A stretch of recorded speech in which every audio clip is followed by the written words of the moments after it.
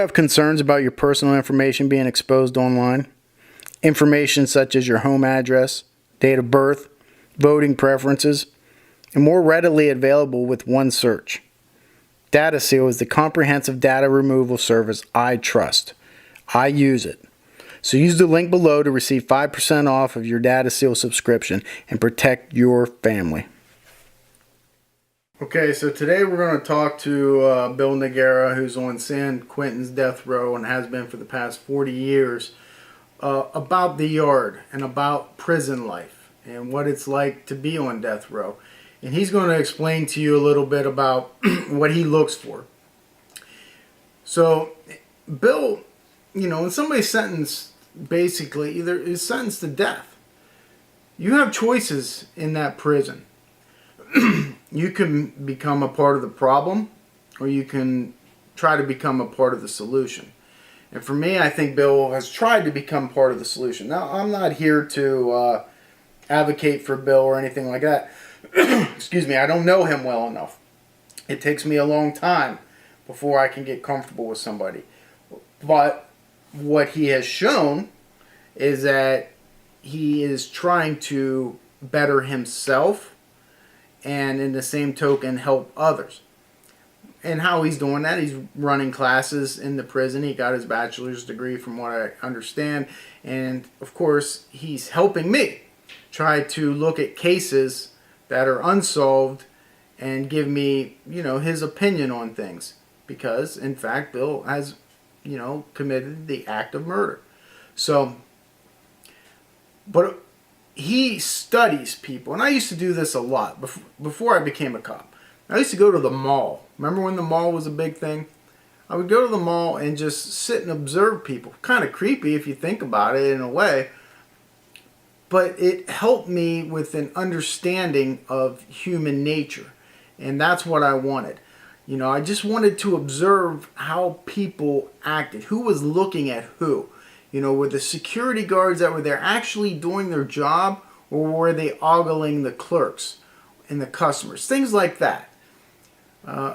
When I was in college, I did that for some papers that I had to write. Bill is doing that for the past 40 years on death row. And he'll explain to you, I'm sure, about what he does and what cues he sees before something's going to happen. He'll also talk about his dealings with serial murderers and, what he thinks of them and getting inside their brain. He's chosen to do this. And I'm appreciative of it because it helps me in my research and my studies. So let's take a listen to what Bill Nera has to say. All right, we're back with Bill Nera. We're going to talk more about his life in San Quentin death row and why he does what he does and what he looks for out on the yard and in San Quentin on death row. So, Bill, go ahead and take it away and tell the audience what you want to tell them. Yeah, well, the yard situation seems to be something people are very interested in because it is a concrete jungle. That's actually what I call it, the concrete jungle. And, it's when you walk out to these yards, you're cuffed up behind your back. You go into a sally port, and the door opens up, and then you step out. Once you step out, at least when I step out, my antenna goes up. And what that means is I'm immediately very aware of everyone on that yard. Now, as I've said before, I'm a student of human behavior. I don't have a regular degree from a university, but I have a PhD from the University of San Quentin State Prison. And what that means is that I'm intimate with everyone's habits, traits, etc. on that yard. The reason for that is because my life depends on it. So let me explain a little bit. These yards are usually made up. This call and your telephone number will be monitored and recorded. Of large groups. There are the Hispanics, there are blacks, there are whites, there are Asians. Now, normally I walk out and I immediately put my cup down and then I turn around and I start watching everybody. Are the whites doing what they're supposed to be doing? They normally sit down, they talk, they go over what they're going to do that day. The Mexicans or Hispanics are usually working out already. The blacks are by the tables. So those are normal behaviors. If they're not doing what they're supposed to be doing, then I look at the group that's not doing what they're supposed to be doing. And I look for other cues. A big one, and one of the biggest ones, and you'll be surprised to hear this, is coffee. If a group is going to do something violent, usually they don't make their coffee. So I watch for that. But that isn't everything. It could be something, maybe the guy's going to a visit or something. If I can't discern what's going on by then I start looking at individuals. What does Ricky normally do at this time in the morning? If he's doing what he's supposed to do, that tells me that maybe his group's not involved. But if he's not, then I look at the next cue. Is Bobby doing what he's supposed to be doing? And it's a list that I go down. And this happens in seconds. I'm looking and deciphering what's going on. Now, that's a normal situation. Now, as I said, the yard is normal. Nothing's going on. I set up. I start working out. But usually, and people that have been at war, in a trench with other men will tell you this is true. You can usually smell the adrenaline of males when they're about to do something. And this isn't crazy. We're all animals. The only difference is we have the ability to reason that other animals don't. And we've shied away from all the primal instincts, which is to observe habits. Animals do it all the time. It's called instinct. We've let it go. We put perfume on, we do all these things in normal society. But in prison, it's what saves your life. On a number of occasions, I've been out in the yard, Ken, and suddenly I feel it. A tension. You can almost taste it in the air. And then I go through my litany of questions. I look at everybody, what they're doing. Some guys are so good that they can shield their emotions where I can't see it.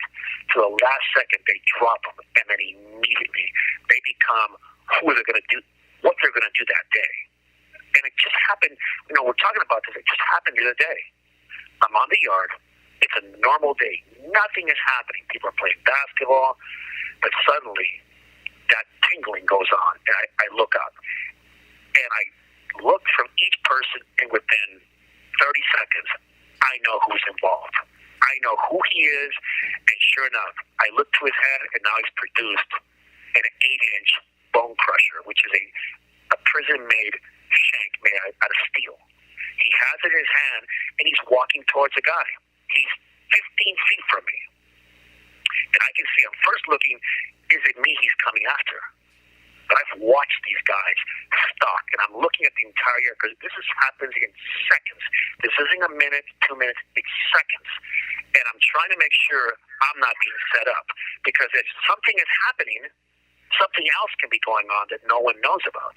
And that's what happened today. The guy goes to another guy, and suddenly he begins to stab this guy. The guy is shocked. He doesn't know what's going on because his back was turned to the yard, and he wasn't paying attention. While all the police and everybody are focused on the guy stabbing the guy in the yard, and the gunners are firing into him, I suddenly realize something else is going on. So I begin to look again, and sure enough, to my left, there's another guy, and he's already being stabbed to death. And the gunners don't see it. It was basically to take their focus off of what was supposed to happen. It happens all the time in prison, and that's why I'm such a student of human behavior. And I have a unique set of tools which allows me to see things that people don't look. It's observation. It's being so observant because I know ultimately my life depends on it. Did that stabbing just happen, Bill, that you explained? Yeah, it just happened a couple weeks ago. Remember, we were talking, and I said, hey, they're searching us. It was a couple days before that. It happened. Oh. Sure. And here's another one for you, Ken. You know the reason I couldn't call you last Friday and Saturday? Because they locked us down. Why? Because these guys went to church. They were in church in front of a priest, and they stabbed another guy there. Wow. So when I tell you this is the most dangerous prison in the nation, I mean exactly that. There is no halfway mark here. These guys come to kill you. And I have survived all these years because I'm usually ahead of them a little bit. I'm not a month ahead of them. I'm seconds ahead, giving me enough time to prepare to try and defend that attack. Has anyone been there longer than you? Oh, there's been a couple guys, but they've lost their minds. The majority of guys that have been here as long as I have lost their minds. They're in wheelchairs. they're just completely gone. They've abused drugs for years. They just lost their minds. So they're But elderly. there are a few. Elderly folks? Well, some of them. I got here. I was the youngest guy when I got here. I was on death row. I was only. My crime happened when I was 18 years old. So I was the youngest guy here. So, of course, I'm not as old as other guys. Those other guys got arrested when they're 30, 35 years old. So now they're 80, 85 years old. I see. But, yeah, the truth of the matter is I'm one of the guys that have been here the longest. I mean, there's been other people. When I got here, I was the 242nd guy sentenced to death in California since 1978. And most of those guys before me are either dead, they've committed suicide, they've died of old age, they've been killed here. It's just a litany of different things that happen. But I've stayed focused, I've stayed healthy, my mind is intact because for me this is a job. This is something I do every single day. And I've mentioned before, every time I leave my cell and they put those cuffs on me to take me to that yard where I know it's a jungle, I tap the door above my cell door and I say, today they'll try and kill me. And I leave my cell with that frame of mind. And it isn't until I return to that cell and they lock the door behind me and I'm safe that I relax. And you've been doing that for 40 years. I've been doing it for 40 years, and I'm probably going to do it for a lot longer than that. Well, speaking of the stabbing that you witnessed, have you ever been a victim of that, an assault? Absolutely. I have fended off numerous guys that have come after me with a knife in their hand intending to kill me. Yes, it's happened a number of times. Wow. Well, that in itself is pretty shocking. My audience, a lot of them, most of them can't imagine being in a fight or flight situation such as that. Can you explain how that happens? You don't have to go in detail about what started it, but the fight or flight situation that you get yourself in? Sure. Well, I don't mind being candid about what happened. Usually in prison, it's politics, gang affiliation, and things like that. And if you're not involved with a gang, if you're strong enough to stand on your own, usually they test you. When I first got here, I was tested immediately because I did not join a gang. I did not get involved with those type of things. And I made it very clear to people. And I didn't do it in a manner which, I said, hey guys, look, I don't want to, I didn't say it like that because you can't. When they immediately approached me because they saw the type of guy I am, the kind of physical shape I'm in, they immediately wanted to recruit me. And I made it very clear. I said, hey, and not the nicest terms either. I tell them, listen, I respect your rules, respect mine. The first guy that asks me to do something or attempts to do something to me, I'm going to smash him. I'm not making any bones of this. This is exactly what's going to happen. So either you respect me, and I'll respect you. But this call and your telephone number will be monitored and recorded. But I'm not getting involved. And I made that clear from the very day I stepped on the San Quentin. And of course, they tested me. They wanted to know, okay, are the rumors real? Is this guy who he says he is? Can he stand on his own? Can we knock him down? All those questions were answered very quickly the first time someone attempted to do it. And they've tried a number of times. And each time the result has been the same. Look, I'm not a tough guy. I'm not, some guy that looks for trouble. I try to avoid it at all costs. And when I hold these classes in the yard about rehabilitation, about second chances, about owning responsibility for your crimes, people don't like that. There are men here that really are upset about it because I'm taking away recruits from these guys. Because I'm teaching them there's another way to be better. And they don't like it. And I'm sure that question crosses their mind all the time. Should we take them out today? Should we try? I always make it abundantly clear that nothing's changed in the 40 years I've been in prison. I will defend myself. I will defend my position. And if you try and harm me, well, the results are always the same.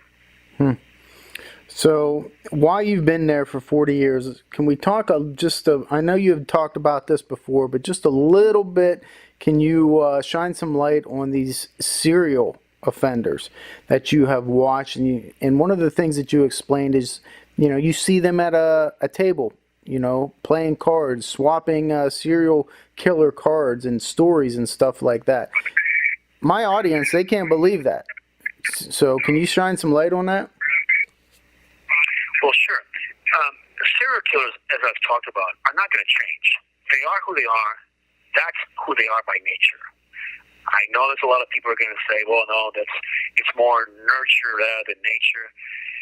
Look, I understand where you guys get that from. I understand that a lot of psychologists say it's true. Well, if it wasn't, they wouldn't have a job. I'm not getting paid for all this stuff. I have observed these men. I've talked to these men. I've shared stories purposely to get them to talk. And they giggle. They laugh. They get very aroused. And they get very excited talking about the killings and what it did for them. And to further that, they have these clubs. They swap little cards. They actually have cards of themselves. It's a picture of themselves. And the back of the card is no different than a baseball card. It says John Blow, whatever, and it says how many kills, how he killed, was it rape, strangulation, etc. And below it has the victims' names. Some of them, they have so many victims, you can't put it all on one card. You have 60 seconds remaining. They have their signature on it, and they swap these cards. Hell, I have a card. Okay? They're going to be shown the book that I wrote in Through the Lens of a Monster. I've been able to acquire one, which is almost unheard of because these guys keep their stuff very close, and they only share it with other serial killers. But of course, I'm wearing a mask out there, Ken. I talk to them. They know who I am. And I basically explained to them that I'm not who they see. I've done other things, and that intrigues them. So I get them to talk to me. Interesting. Let me call you back. Okay. All right, Ken. So very interesting thoughts on some serial killing observations. Do you have anything else to add to that? How are they treated out on the yard? Are they with their own little crew? They ain't got nothing to worry about because they're in protective custody, or is that different? Yeah, they're in protective custody, so they have really not a lot to worry about unless they personally assault somebody or personally disrespect somebody that does something to them. But they're on a protective custody yard. On death row in East Block, it's yard 4 and yard 7. Now, as I mentioned before, I was assigned to yard 7 as an IGAP worker where the serial killers are at because the warden needed someone to care for them. I took classes for CPR, for caring of the elderly, and once I got my certificate, they placed me out there to care for them. And that's how I got really the inside scoop because I was among them. And that gave me an advantage. Normally, I go to a normal yard 6. I was on yard 1 before that. And these are huge yards with a lot of killers. And look, I'll tell you how things can be on the death row, how they change so quickly. On yard 4, one of the serial killers, is Charles Ning, the guy who killed all those people, including throwing a baby in a microwave. He was out there one day, and they made a mistake. They opened the wrong gate. And a regular convict from yard 3 stepped out onto yard 4. Within 2 seconds, he had rushed across the yard, got Charles Ng, and stabbed him twice. That's how much convicts hate serial killers. They will do anything they can, and if they get a chance, they will try and kill them. I, of course, don't believe that because I'm not here to do anybody's job. I was placed in that yard because I wanted to do a job, which was to care of the elderly. Now, prison politics and prison behavior dictates that I immediately attack them. But I've never followed prison behavior. And of course, I know the questions in your head and the audience is, how much danger does that put me in? Well, doing your show, Ken, you're former law enforcement, former investigator, all those things, because I'm dealing with you, because I'm talking with you, because I'm sharing with you and with your audience, that put a target on my chest the first day I came on your show. Well, I don't know what to say about that. I just was, if you could have seen me right there, I was shaking my head. I was just thinking, man, that is a a heavy burden, not for just you, but for me as well. But let me talk about the serial offenders. They're in protective custody. So the only way people they have to fear really is themselves. Is that even an option? I mean, will serial killers attack other serial killers out on the yard, or is it they just get along? No, most serial killers, and I'm sorry about that microphone. This call and your telephone number will be monitored and recorded. There's not a whole lot I can do with the microphone today, but serial killers, for the most part, in prison, are probably the most well-behaved people. They don't get in trouble. They don't attack anybody. Because, like I said, they only attack when they're the person in charge. For the most part, they're cowards. They're not going to do anything. And everybody knows this. They are sexual deviants. They are people with these psychological issues that need gratification. That gratification is not enclosed in what you would think a convict would do, or they don't have those needs. These predators are only insects. They're predators to people they can completely dominate, that they can go into a house at night, rape, pillage, whatever. They're not going to do that in prison. Because in prison, there's a whole different, the food chain is totally different. They're at the very bottom of the food chain. Serial killers, child molesters, rapists, that's all one bottom sludge pool. But they do seem to get along with each other, or are there some just like in regular society where they're kind of standoffish, they don't talk to anybody? But the way I'm hearing it described from you is almost like it's like a picnic for them. They can just all sit around at the table and shoot the shit. Yeah, for the most part. There's a couple of them that don't talk to other ones. They don't like to associate. They think themselves to be better than them. Can you name any of them? But for the most, sure. Joseph Nace was one. He doesn't speak to anybody. He calls other serial killers morons, idiots, and he thinks he's superior to all of them. There's also Randy Kraft, the scorecard killer. He doesn't talk to many people. I've talked to him. He was my neighbor for a number of years, and it took me a decade and a half to get him to talk to me. But most people don't talk. And when I mean talk, I mean share. I mean tell me things about himself. Sure, he said hello for the first decade, but it took a while for him to start speaking to me. Of course, now that the cat is out of the bag, they know who I am now, or at least they will pretty soon. If any of their followers or friends tell them, hey, there's a guy named Bill Noguera, he's giving up all your secrets on the internet. So, hey, the cat is out of the bag. And that's okay. I've learned enough and I know enough that I can play their game as well or better than they, and that helps the public. That helps society. That's why I always end my episodes of Death or Diaries with, be safe. Be aware of your surroundings. Your life can depend on it. And I mean exactly that. Because, I'm sorry, just give me a moment. This guy just loves that microphone. Yeah, he's also a derelict. Okay, so if you go to a water hole in the Serengeti and you see a bunch of deer drinking, if you're observant enough, you're going to find a predator somewhere in that vicinity.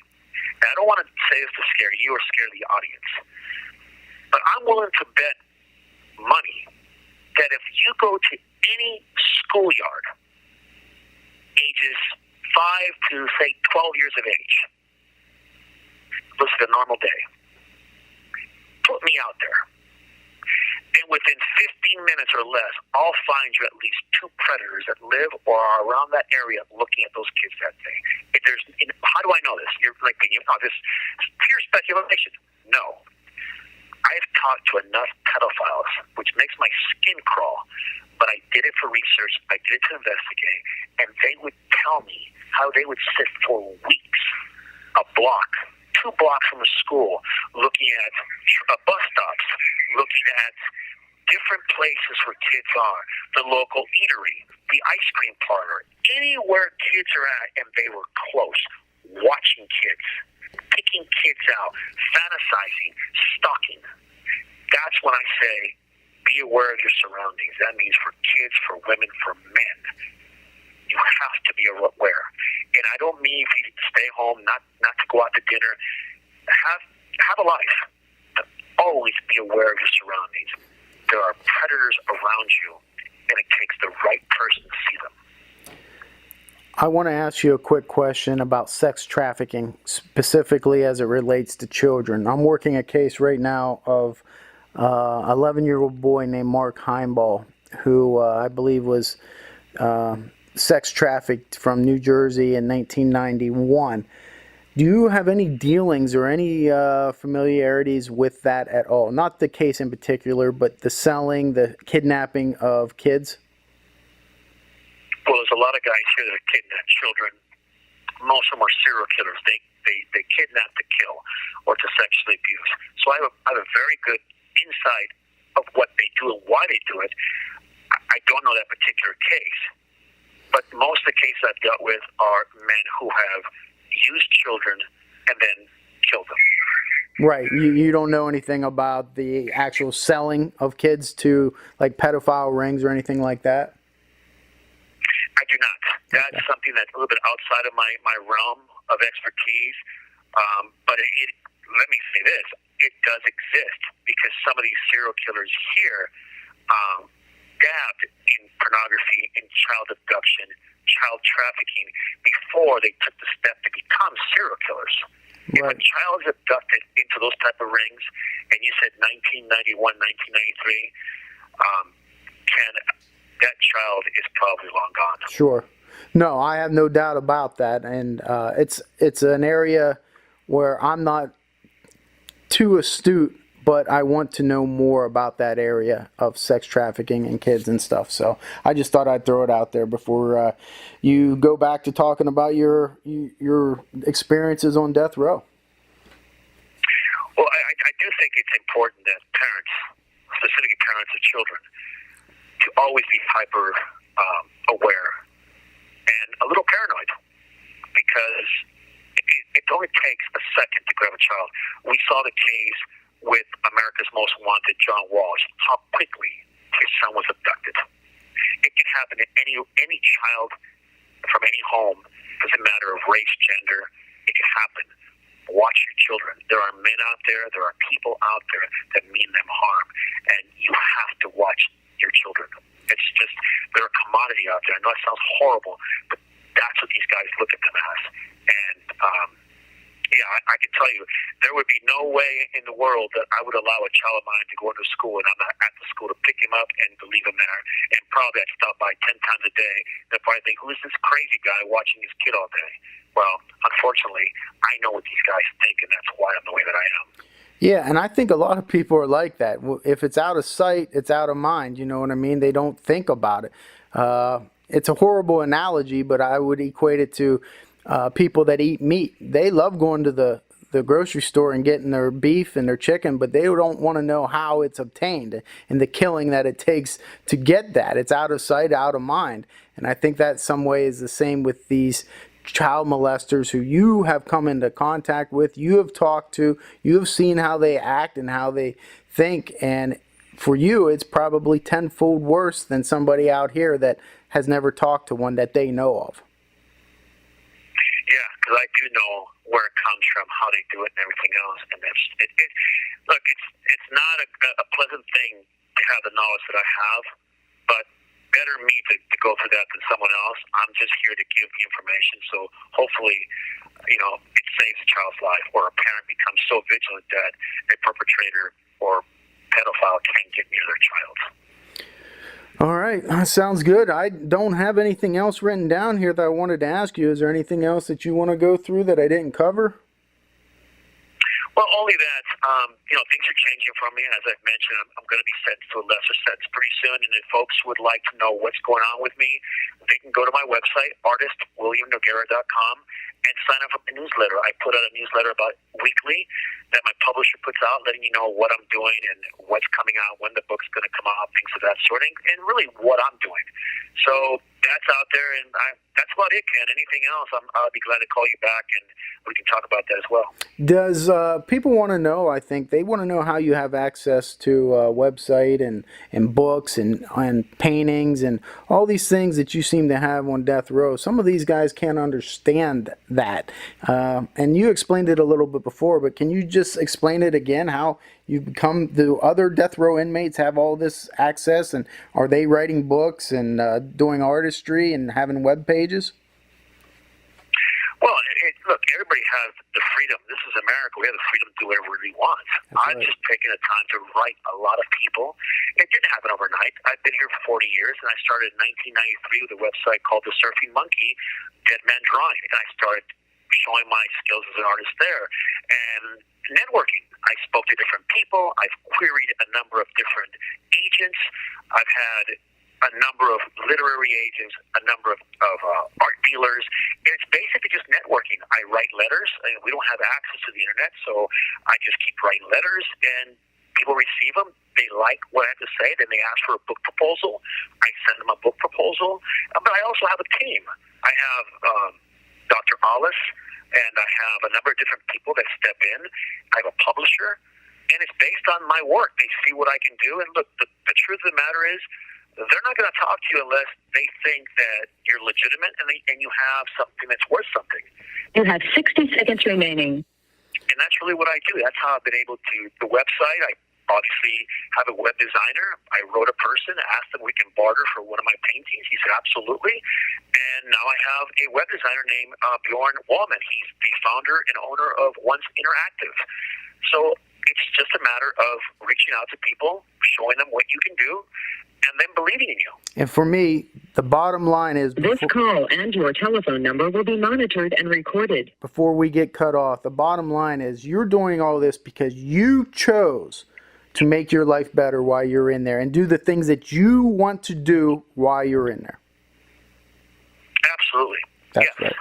Like when we reached out to you, it was no different. You could have said, hey, no, bye, buddy. Right. But you gave me a shot, and here I am. And let me call you right back. It's going to cut off. Okay. Hi, Ken. Okay, so we're back on here. I mismanaged my time. I thought we were up, but it seems like we probably got 15 more minutes. Am I right? Yeah, I just wanted to kind of cover some of the things you were asking about. And one of the things that you have to understand, and the audience should understand, this wasn't a fly-by-night thing. I didn't get a bright idea and just, hey, I'm going to do art, and the next day I'm up and running. It took decades to really get myself going because, you have to prove yourself. The podcast, I had to call a number of people, show my idea that I wanted to be a producer. And I got Matt Ralston. He said, yeah, let's do this. We did Death Row Diaries. And with you, he contacted you. And it's just networking. And word starts to spread. Hey, this guy Noguera, he's not an idiot. Or he is an idiot. Whatever people think. It's just a matter of really just knocking on people's door. And those who want to better themselves or better other people's lives, and if they're passionate about it, I think will be able to do it. How many detectives have retired and said the hell of the world and walked away? You have continued because you feel you have a duty to society to help, to inform, to investigate. I think that's the difference of those who do and those who don't. Well, yeah, and I had just talked about this in a video yesterday about McDonald's workers and how they are looked down upon, and janitors and all these so-called menial jobs. But you know what? They're the people that I respect the most because they're working. They are taking the time to better their lives by getting up every morning when they could just lay in bed and say, I'm going to live with mommy and daddy. But no, they get up, they put their boots on, and they go to work, and they're not lazy. And I equate that to you as you chose to do all these things while you're in there. You could have easily said, you know what, I'm just going to take drugs, lay on my bed, and just, wilt away. But you chose different, and I respect that. And I wanted people to know that going forward. Well, I appreciate that. And there's the other side of the coin. I could have been the same guy I am now, but used it for bad. I could have become a gang member. I could have been hurting people in here. Look, let's not lie about it. Let's be candid. I have all the tools to do that. I chose to use the tools for what you said. Get up and work and try and better. Look, it never escapes my mind, Ken. I have a debt to pay. And if there's one thing that I always do is I always pay my debts. I owe one to society. I owe one to your audience. I owe one to you. And that's why I'm here. Otherwise, I would use all these tools I have for bad, and that would not be a good thing. Right. I made a decision years ago, and I'm sticking by my guns. Yeah, and I always say in every episode that we do, you make no bones about the wrong that you did. You don't deny it, you don't make excuses for it, and you live up to it. And somebody that does that, they're okay in my book. So I appreciate that. Hey, not everybody can do that. There's a lot of people in this world that want to make excuses. It's a special person that can say, you know what, there's no excuses. I did this, this, and this, but I'm going to do A, B, and C to try to correct it and go forward and pay my debt. And I believe that's what you're trying to do and have been trying to do. Yeah, absolutely. That's exactly right.